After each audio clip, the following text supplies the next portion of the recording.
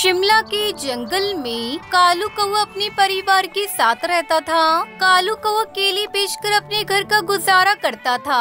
उसकी पत्नी टुनटुनी चिड़िया भी उसका हाथ बटाती थी और घर के बाहर छोटी सी खाली जगह में केले की खेती करती थी। टुनटुनी चिड़िया उसकी बेटी सुनहरी चिड़िया भी काम में कालू कौवे की मदद करते थे। लीजिए पिताजी, हम केला तोड़ लाए हैं। आज इतने ही केले हैं। पिताजी, बाकी केले बहुत कच्चे थे, इसलिए हमने वो नहीं तोड़े। ये अच्छा किया बेटा। क्यों जी, मैं सोच रही थी इस बार हमारा काम सही चल रहा है, इसलिए हमें अपनी बिटिया की शादी कर देनी चाहिए। मैं भी यही सोच रहा था। मैंने बड़े भैया से बात की है, हम जल्दी ही सुनहरी की शादी कर देंगे। आगे देखने से पहले आपको सिर्फ एक छोटा सा कांटा चुभ जाए तो दर्द होने लगता है, पर वो एक बाप ही है जो रोजाना अंगारों पर चलकर आपके लिए 2 वक्त की रोटी का इंतजाम करता है। तो उस प्यारे से पापा के लिए एक लाइक और सब्सक्राइब जरूर कर देना। साथ ही अपने प्यारे से पापा के लिए ये वाला इमोजी जरूर सेंड कर देना। कालू कौवे ने भी केले के ठेले को सजाया और केले बेचने चला गया। शाम को कालू कौवा बहुत खुशी खुशी घर आया। तभी टुनटुनी चिड़िया ने पूछा, क्या हुआ जी, आज आप बहुत खुश नजर आ रहे हैं। अरे हाँ, बहुत खुशी की बात है। बताइए ना क्या हुआ। 10 रुपए दर्जन बिकने वाला केला आज 100 रुपए किलो बिका है। क्या सच में? आज मैंने सारे केले 10 गुना दामों में बेचे हैं। अब हम जल्दी ही अमीर हो जाएंगे। ये तो बहुत खुशी की बात है। हाँ, अब हमारा सारा काम सही चलेगा और हम सुनहरी की शादी भी अच्छे से कर देंगे। कालू उसका सारा परिवार खुश था, लेकिन ये खुशी 2-3 दिन तक की थी। एक शाम जंगल का जमींदार कड़कनाथ सेठ आया। अरे कालू, कालू, अरे कहाँ हो भाई? जी आया सरपंच साहब। सुना है आजकल बहुत अमीर हो गए हो। क्या सरपंच साहब, आप भी कैसी बातें कर रहे हैं? केले से कोई कैसे अमीर हो सकता है? क्यों भाई, तुम्हारे पास इतने सारे केले हैं, फिर भी तुम खुद को अमीर नहीं मान रहे हो। ये महंगाई तो कुछ ही दिन की है और ये केले के पेड़ भी ज्यादा नहीं है। अच्छा ठीक है, हमारी बात मानो और आधे केले हमें दे दो। तभी टुनटुनी चिड़िया आकर कड़कनाथ सेठ से कहती है, आप इतने बड़े हैं, फिर गरीब के पेट पर लात क्यों मार रहे हैं? ज्यादा मत बोलो, वरना हमसे बुरा कोई नहीं होगा। आप हमें मामूली से केलों की धमकी दे रहे हैं। ये कोई मामूली केले नहीं है, इसका खामियाजा तुम्हें भुगतना पड़ेगा। इतना कहकर कड़कनाथ सेठ वहाँ से चला जाता है। 2-3 दिन ऐसे ही बीत गए। जाओ सुनहरी बेटा, खेत से केले तोड़ लाओ, मैं भी केलों का ठेला तैयार करती हूँ। तभी सुनहरी ने जाकर देखा तो उसके होश उड़ गए, क्योंकि खेत में केले थे ही नहीं और सभी पेड़ गायब थे। सुनहरी चिड़िया घर आई और अपनी मम्मी से कहा, मम्मी मम्मी जल्दी आइए। क्या हुआ सुनहरी, तुम इतना घबरा क्यों रही हो? मम्मी, खेत में एक भी केला नहीं है। क्या, ये कैसे हो सकता है? फिर दोनों वहाँ जाकर देखते हैं तो पूरा खेत उजड़ा हुआ था। ये सरपंच का किया हुआ है, उसी ने चिढ़कर हमारे छोटे से खेत को उजाड़ दिया। हम इससे अपने परिवार का पेट पाल रहे थे, लेकिन उसको ये बिल्कुल भी बर्दाश्त नहीं हुआ। अगर मैंने उस दिन सरपंच की बात मान ली होती तो आज मुझे ये दिन नहीं देखना पड़ता। हाँ, अगर आधे केले उसे दे देते तो आज हमें पूरे खेत से हाथ नहीं धोना पड़ता। अब क्या करें, हम तो बर्बाद हो गए। सुनहरी की शादी भी करीब आने वाली है, हम इसकी शादी कहाँ से और कैसे करेंगे? अब रोने से कोई फायदा नहीं है, जो होना था वो हो गया। हाँ पापा, इसलिए अब हमें आगे का सोचना चाहिए। पापा, आप ही तो कहते हैं ना कि कोई हमारे नसीब का छीन नहीं सकता। पूरा परिवार खेत से घर आ गया। कड़कनाथ सेठ अपने घर बहुत खुश खुश घूम रहा था। तभी उसकी पत्नी ने आकर पूछा, क्या हुआ जी, आज सुबह सुबह पक्षियों की जगह तुम चहक रहे हो? आज बात ही कुछ ऐसी है। तुम पहेलियाँ मत बुझाओ और चुपचाप बताओ कि ऐसी क्या बात है। एक बार रसोई घर में जाकर देखो। सुंदरी कौवी रसोई घर में गई, वो भी उसके पीछे पीछे गया। पूरा रसोई घर पीले पीले केलों से भरा हुआ था। इतने सारे केले कहाँ से आए? अभी ये बताने की कोई जरूरत नहीं है। तुम्हें जितने केले चाहिए तुम इनमें से रख लो, मैं बाकी केलों को मंडी में बिकवा देता हूँ, ठीक है? 4 पैसे घर में आ जाएंगे। वहीं टुनटुनी चिड़िया का पूरा परिवार दुखी था। उसकी पत्नी उसे समझा रही थी और भगवान से रोते हुए कहती है, हे ईश्वर, ये अनर्थ क्यों कर दिया? बार बार गरीब को क्यों परेशान कर रहे हो? अब क्या होगा? क्या करेंगे हम? तभी दरवाजे पर सेठ की पत्नी सुंदरी आई और उसने अपने पति की सारी बात बता दी और कहा, मेरे पति ने आपके साथ बहुत बुरा किया। मैं तुम्हारे नुकसान की भरपाई करने आई हूँ। ये कुछ पैसे सुनहरी की शादी में लगा देना। सुनहरी मेरी भी बेटी है और इसकी शादी धूमधाम से कीजिए। ईश्वर ने हमारी मदद कर दी। अब हम सुनहरी का विवाह अच्छे से कर सकते हैं। ये सुनकर सभी बहुत खुश हुए। तभी सुनहरी दरवाजे तक गई और चिल्लाई, माँ पापा जल्दी आइए, ये कैसा चमत्कार हो रहा है। दोनों ने बाहर जाकर देखा तो हैरान हो गए, क्योंकि उनके छोटे से खेत में केले की बारिश हो रही थी। वहाँ बहुत बड़ा केलों का ढेर लग गया। ये देखकर सभी बहुत खुश हुए। किसी ने सही कहा है कि ईश्वर जब देता है तो छप्पड़ फाड़ कर देता है। हाँ, ईश्वर ने हमारी ईमानदारी और जरूरत को ध्यान में रखते हुए केलों की बारिश करा दी और खुशी खुशी रहने लगते हैं।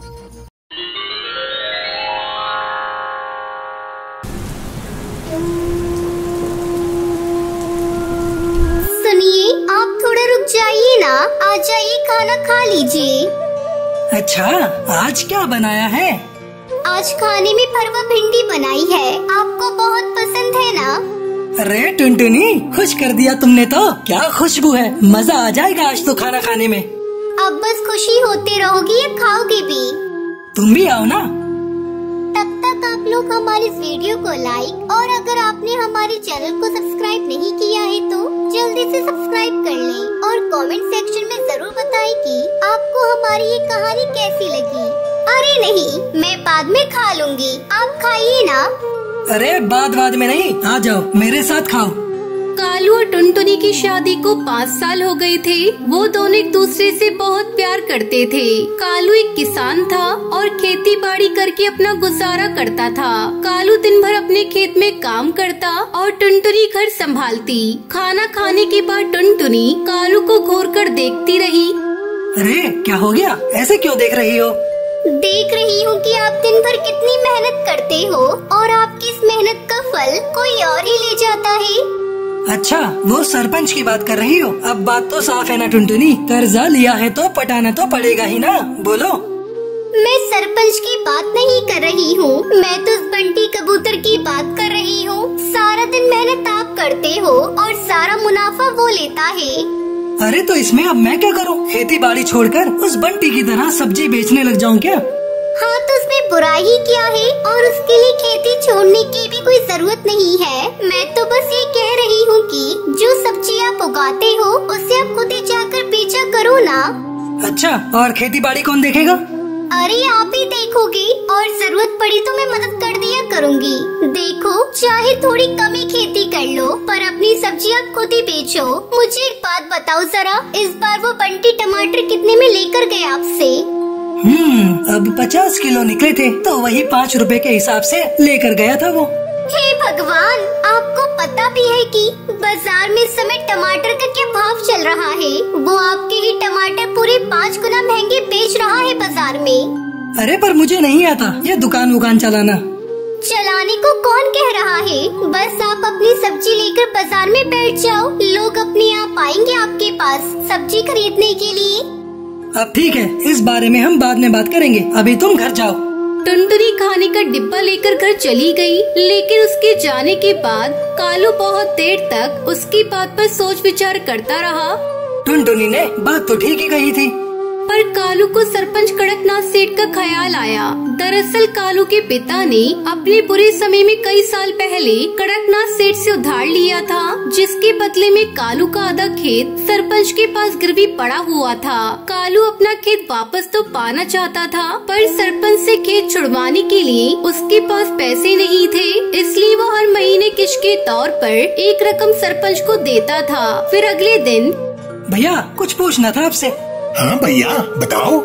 मैं किसान हूँ, सोच रहा हूँ कि कल से मैं अपनी सब्जियाँ यहीं बेचने लगूँ खुद से। हाँ बढ़िया, पर इसके लिए तुम्हें सरपंच जी से पूछना पड़ेगा और उन्हें यहाँ का टैक्स भी देना पड़ेगा। टैक्स? पर वो किस लिए? अरे ये जो तुम पूरा चबूतरा देख रहे हो ना, जिस पर पक्षी सामान बेच रहे हैं, असल में ये सरपंच के खेत पर बना हुआ है और ये चबूतरा भी उसी ने बनवाया है। हमारी मजबूरी है, इसलिए हम सबको यहीं बैठना पड़ता है। रोज के 50 रुपए देने पड़ते हैं उस सरपंच को, और अगर ये पैसे नहीं दिए तो उसके गुंडे आकर मारपीट पर उतारू हो जाते हैं। अरे ये तो बड़ी नाइंसाफी है भैया। है तो सही, पर क्या कर सकते हैं, अब जो है मैंने तुम्हें बता दिया। कालू को वो मुरझाया हुआ चेहरा लेकर अपने घर चला आया। उसने टुनटुनी को सारी बात बता दी। टुनटुनी ने कुछ देर तक अपना दिमाग लगाया और फिर बोली, सुनो, मेरे पास एक तरीका है। अब क्या? बोलो तो।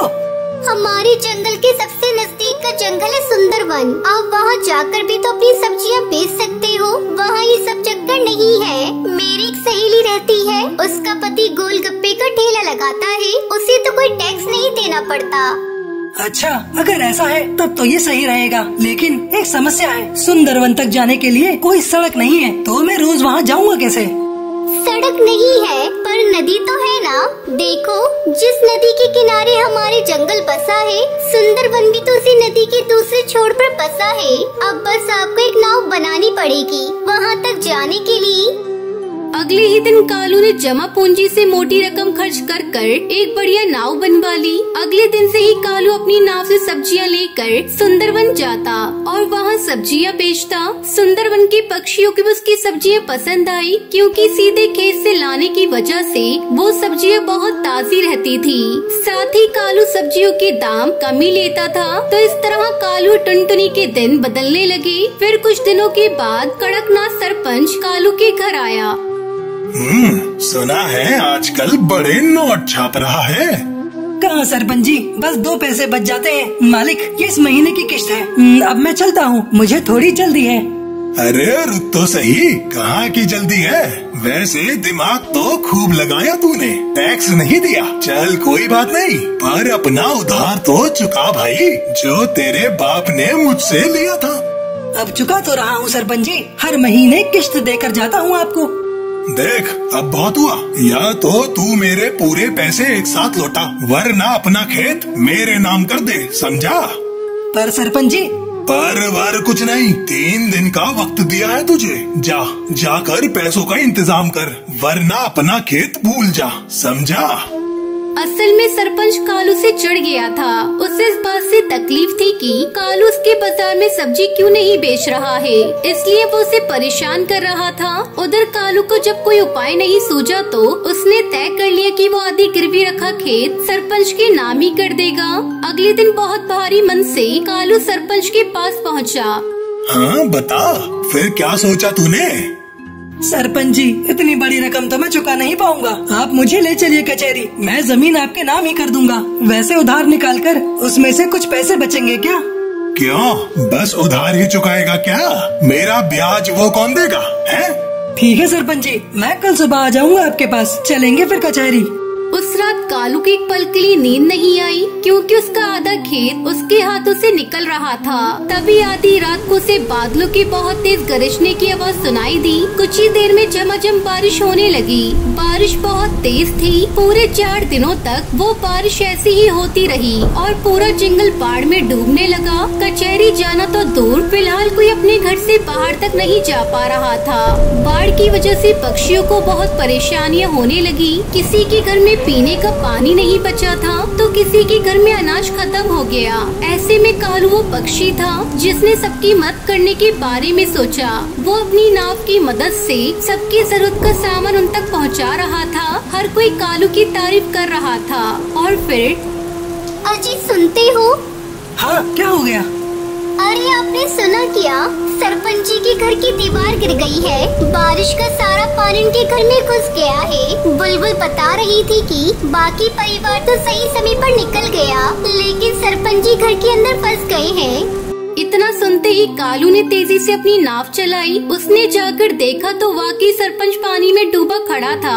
वो चिल्ला चिल्ला के मदद मांग रहा था। बाढ़ का पानी उसके गले तक आ रहा था, लेकिन कालू फौरन अपनी नाव लेकर सरपंच के नजदीक गया और सरपंच को अपनी नाव में बिठाकर बाहर निकाल लाया। कुछ दिन बाद जब पानी का स्तर कुछ कम हुआ तो कालू ने सरपंच से कहा, सरपंच जी, अब रास्ते खुल गए हैं, तो कचहरी चले?